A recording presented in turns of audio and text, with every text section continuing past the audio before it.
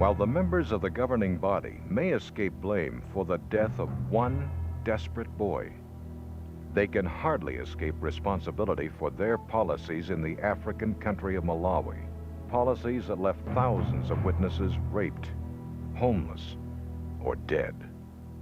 In the mid-1960s, in the African country of Malawi, all citizens were ordered by the government to purchase a 25-cent party identification card. Jehovah's Witnesses were forbidden by the Watchtower Society's branch office from complying with that law. As a result, Jehovah's Witnesses suffered a terrible persecution.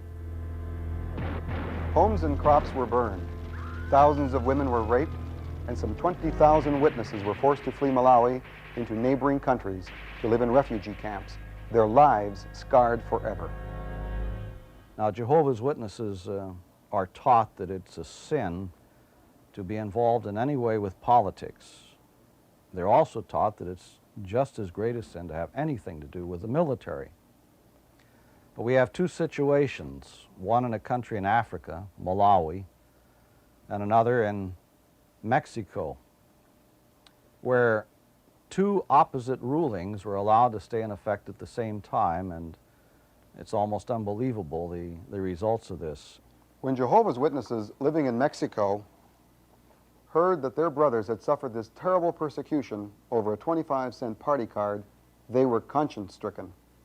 Because in Mexico, every young man is expected to fulfill 1 year of military service.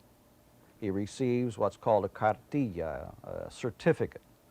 The witnesses customarily and regularly would bribe a military official to fill out this card, stating that they had completed their military instruction and that they were now in the first reserves of the Army.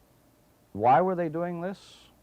They gave me copies of letters from the Watchtower Society's headquarters in New York, stating that this was purely a matter for individual conscience, and that if the person felt he could do this, pay a bribe to a military official, get this card saying he had completed his military training and was now a member of the First Reserves, this was up to him.